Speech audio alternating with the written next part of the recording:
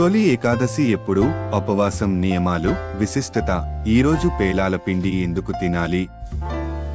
ఆషాఢమాసంలో వచ్చే మొదటి ఏకాదశిని దేవసేన ఏకాదశి, తొలి ఏకాదశి అంటారు. ఈ ఏకాదశి నుంచే పండుగ సందడి మొదలవుతుంది. ఈరోజు ఏం చేయాలి? విశిష్టత ఏంటి? ఆషాఢమాసం పౌర్ణమి ముందు వచ్చే ఏకాదశిని తొలి ఏకాదశిగా జరుపుకుంటారు. దక్షిణాయనంలో ఈ రోజు నుంచి పండుగలు ఆరంభమవుతాయి, అందుకే తొలి ఏకాదశి అంటారు. సాధారణంగా ఏకాదశి శ్రీ మహావిష్ణువుకి అంకితం చేసిన రోజు.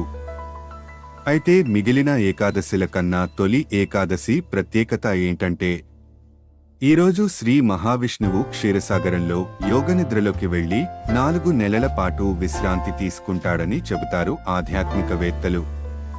ఈ 4 నెలల కాలంలో వివాహం, గృహారంభం, గృహప్రవేశానికి సంబంధించిన శుభకార్యాలు నిర్వహించరు. సాధారణంగా ప్రతి ఏకాదశికి ఉపవాసం ఉంటారు. తొలి ఏకాదశి రోజు కూడా ఉపవాసం ఆచరించడం అత్యంత పుణ్యఫలం.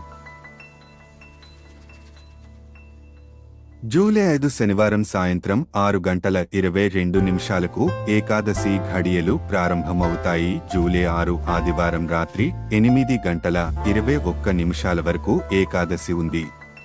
ఆ తర్వాత ద్వాదశి ఘడియలు మొదలయ్యాయి. జూలై 7 సోమవారం రాత్రి 10:13 వరకు ద్వాదశి. ఏకాదశి రోజు మొత్తం ఉంది కాబట్టి జూలై 6 ఆదివారమే తొలేకాదశి జరుపుకోవాలి. జూలై 5 శనివారం రాత్రి నుంచి ఉపవాస నియమాలు పాటించాలి. జూలై 6 తొలేకాదశి మొత్తం ఉపవాసం పాటించాలి. జూలై 7 ద్వాదశి రోజు ఉపవాసం విరమించాలి. తొలి ఏకాదశి రోజు వేకులజామున నిద్రలేచి సూర్యోదయానికి ముందే స్నానమాచరించాలి. ఇంటిని దేవుడి మందిరాన్ని శుభ్రం చేసుకుని పూజ పూర్తి చేయాలి.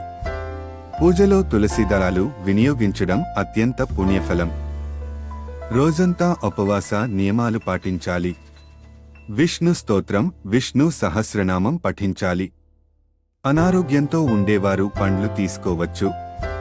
ఏకాదశి రోజు ఉపవాసంతో పాటు రాత్రి జాగరణ చేయాలి. ఈ సమయంలో దైవనామస్మరణ చేయాలి. శయన ఏకాదశి అంటే ఏమిటి? శ్రీ మహావిష్ణువు 4 నెలల పాటు క్షీరసాగరంపై నిద్రకు ఉపక్రమించే రోజు కావడంతో తొలి ఏకాదశిని దేవసేన ఏకాదశి అని అంటారు. అంటే ఈ రోజు నుంచి పగటి సమయం కన్నా రాత్రి సమయం ఎక్కువ ఉంటుందని ఆంతర్యం. వాతావరణంలో వేడి తగ్గుతుంది. వాతావరణంలో ఒక్కసారిగా వచ్చే ఈ మార్పుల వల్ల వ్యాధులు విజృంభిస్తాయి. అందుకే ఈ రోజంతా ఉపవాసం ఉంటారు. పేలపిండిని తింటారు. పేలపిండిని బెల్లం, ఏలకులతో కలిపి తీసుకుంటే శరీరంలో వేడి పెరుగుతుంది, అనారోగ్యం దరిచేరదని చెబుతారు.